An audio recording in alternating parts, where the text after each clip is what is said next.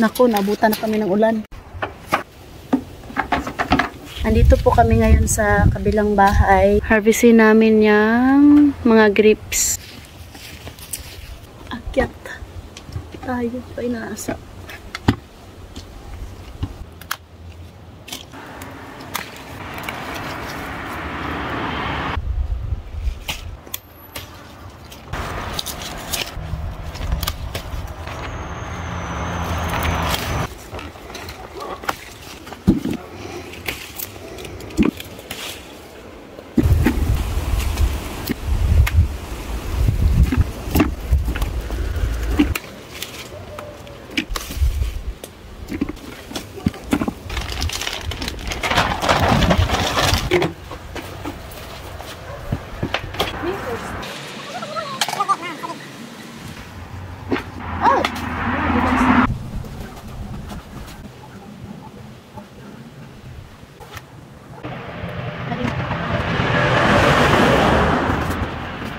Yung grapes na ginawa namin last year na wine is ubos na po.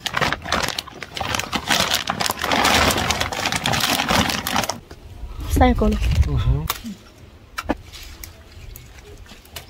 Ah! Wait. Okay.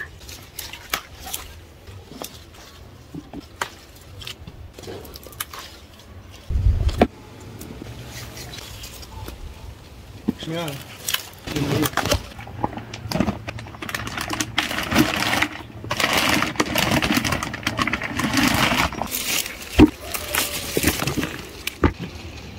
We go to this.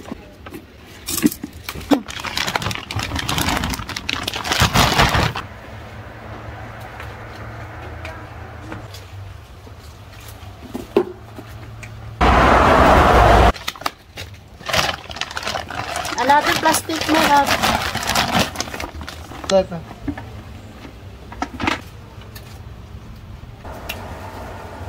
My love, let's move this. Give me.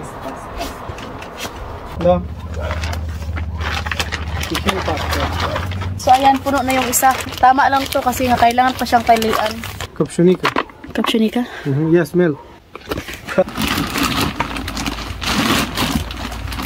So ayan, 6:35 in the evening, hindi pa kami tapos. Pero malapit na guys. Nakadalawang yung malaking plastic ba?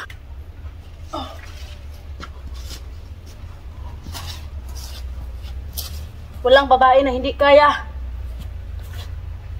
Ah! How to do it, smell? Here.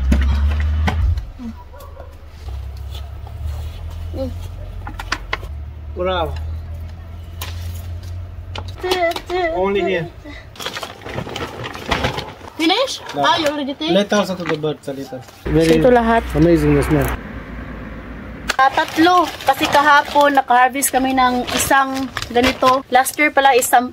And this year is 3 lang. Ito lang naman guys.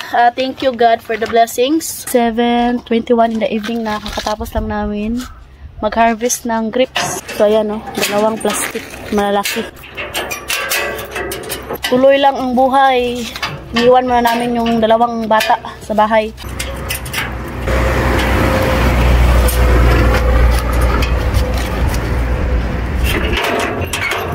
Naku, naabutan na kami ng ulan. Ulan na guys, tsaka malamig na rin dito paggabi. Bakla na, naabutan na kami ng ulan. Ganun na magsawa, dapat nagtutulungan. Diba may lang? Diba? Daming apple sa kapitbahay, hindi nila hinarvest. Bumili rin kami ng malaking planggana para bukas kay gawin naming wine yung mga grapes.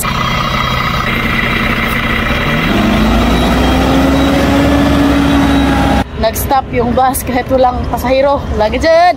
Ganito mag-asawa. Planggana.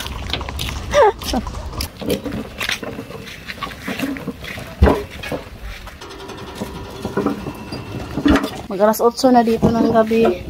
I salute to my husband. Kasi nga, after niya work, diretso na kami harvest sa mga grapes sa kabilang bahay. Thank you for watching! May pasalubong ang sa mga bata. Thank you, God!